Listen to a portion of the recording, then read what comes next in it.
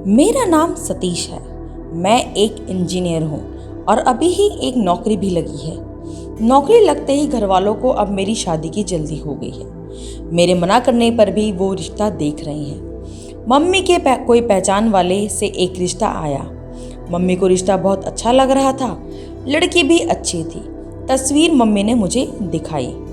मैंने एक नज़र देखी और कहा कि मम्मी, आपको शादी की इतनी जल्दी क्या है? लेकिन मम्मी नहीं मानी। बोली, इस रविवार लड़की को देखने जाना है। मुझे पता था मम्मी नहीं मानेगी, इसलिए मैंने ज़्यादा मना नहीं किया। हम लोग सुबह 11 बजे लड़की वालों के घर पहुंच गए। हमारे ही शहर में वो रहते थे। हम सभी हॉल में बैठे थे। तभी प्रीति चाय लेकर आई। प्रीति मुझे देखते ही पसंद आ गई। अपनी तस्वीर से भी ज़्यादा सुंदर लग रही थी। कुछ फॉर्मेलिटी के बाद हम दोनों को बात करने के लिए अलग भेजा गया। कुछ देर कमरे में खामोशी के बाद प्रीति और मैंने एक दूसरे से कई सवाल किए। मुझे वो अच्छी लगी। बाहर आके मैंने मम्मी को कहा, हाँ कर दिया। मुझे ऐसा लग रहा था कि उसे और उसके घर वालों को भी मैं पसंद हूँ। उनसे मिलकर हम लोग अपने घर चले। लेकिन शाम होते होते एक अजीब सी बात मेरे दिमाग में घर बना लिया। मुझे लगने लगा कि मैंने प्रीति को पहले भी कहीं देखा है। फिर मुझे लगा कि ऐसा तो हमें बहुत लोगों के साथ मिलकर लगता है और आजकल तो सोशल मीडिया पर हर कोई है, तो शायद कहीं प्रोफाइल देखी होगी। यह विचार फिर मैंने हटा दिया। लेकिन बेड पर सोते वक्त भी मुझे लगा कि मैंने उसे कहीं देखा है। प्रीति का नंबर मैं लेकर आया था। रात में ही मैंने उसे फ़ोन किया। पहले थोड़ी देर बातें की, फिर उसे पूछा कि तुम दिल्ली से पढ़ी हो, क्योंकि मैंने अपनी पढ़ाई दिल्ली से की है, इसलिए मुझे लगा कि वो भी कहीं दिल्ली से नहीं पढ़ी हो। उसने मना कर दिया। बोली, नहीं, दिल्ली कभी कभी ही जाती हूँ। बात देखा जाए तो बहुत छोटी थी, लेकिन मुझे अब वो खटक रही थी। मुझे कुछ याद नहीं था, लेकिन ऐसा लग रहा था कि पता नहीं कैसा, पर मैं बस जानना चाहता था कि मैंने उसे कहाँ देखा है। प्रीति से एक दो बार और मिलने पर मुझे यकीन सा होने लगा कि मैंने इसे जरूर इससे पहले कहीं देखा है। मैंने प्रीति से बहुत सवाल किए। उससे पूछा कि क्या वो मुझसे पहले किसी से प्यार करती थी या उसका कोई बॉयफ्रेंड था। प्रीति ने मना किया। कहा, फ्रेंड थे लेकिन बॉयफ्रेंड नहीं था। प्रीति सुंदर थी। अब मुझे यह लगने लगा था कि वो मुझसे झूठ बोल रही है। मैं उससे मिलता और बातें भी करता था, लेकिन अभी भी वही सवाल था कि मैंने उसे कहीं देखा है। फिर मैंने अपने दोस्त को सभी को प्रीति की तस्वीर दिखाई, यह कहकर कि मेरी शादी होने वाली है। मैं यह भी सोच रहा था कि शायद किसी और ने भी प्रीति को देखा हो, कि वो सब भी मेरे साथ ही पड़े हैं, लेकिन किसी ने कुछ नहीं कहा। बहुत दिनों की इस परेशानी को मैंने हल करना चाहा। मैंने सोचा, चाहे जो हो, अब मैं उससे सीधे बात करूँगा।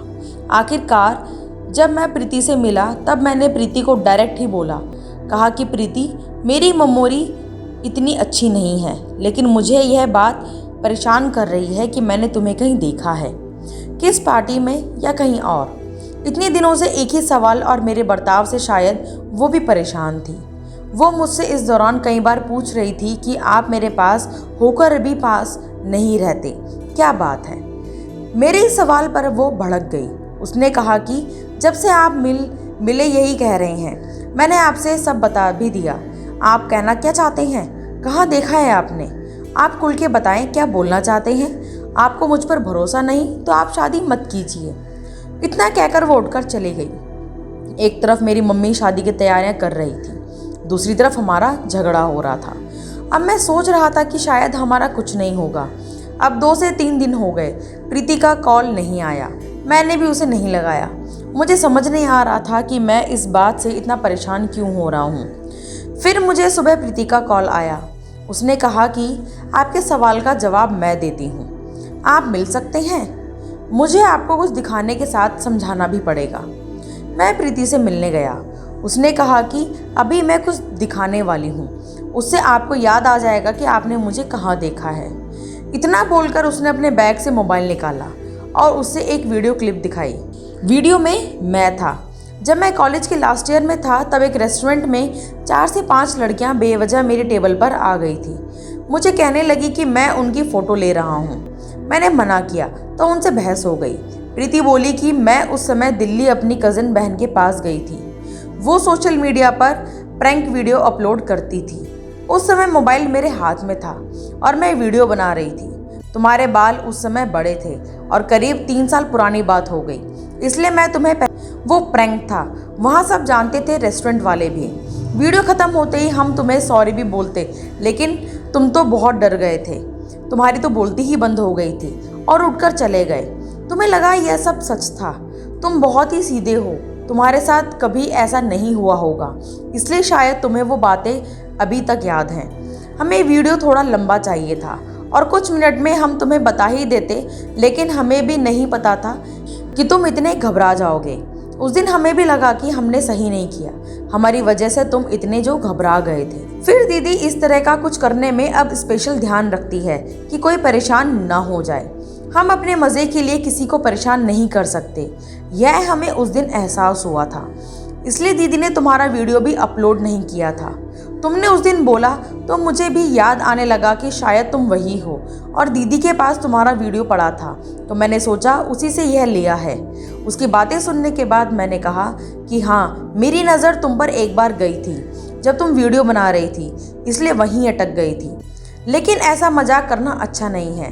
मैं तो कई दिनों तक सोचता रहा था कि तुम सब बेवजह मुझे पीटने वाली थी। तुम्हारी कज़न की शक्ल तो मुझे अच्छे से याद है। प्रीति ऐसा बताकर हंसने लगी, बोली लगता है अभी तक आपको हम सपने आते हैं, इसलिए हमको अभी तक नहीं भूले। प्रीति हंसते हुए बोली, मुझे कहाँ देखा है ये पूछे जा रहे थे, लेकिन खुद का यह किस्सा नहीं बताया कभी नहीं, तो मुझे याद आ जाता। प्रीति तो बस हंस रही थी। उसने पूछा, शादी तो करोगे ना? मैंने बोला तो ज़रूर करूँगा और तुम्हें और तुम्हारी बहन दोनों को परेशान करूँगा। प्रीति ने वहीं से वीडियो कॉल किया अपनी बहन को, फिर वो दोनों मेरा मजाक बनाकर हंसते रहे। उसकी बहन बोली कि जीजा जी सारी ज़िंदगी के लिए अपनी मुट्ठी में आ गए, अब जिया जी ने ज़्यादा परेशान किया तो उनका वीडियो वायरल कर देंगे। अब मुझे सारे सवालों का जवाब मिल गया था। आज के इस सोशल मीडिया और वायरल वीडियो के दौर में हर किसी को यह ध्यान रखना ज़रूरी है कि किसी का वीडियो उसकी मर्ज़ी के बिना अपलोड नहीं करना चाहिए। आपको कहानी कैसी लगी हमें कमेंट करके ज़रूर बताएं। फिर मिलेंगे नई कहानी के साथ, तब तक के लिए राधे राधे।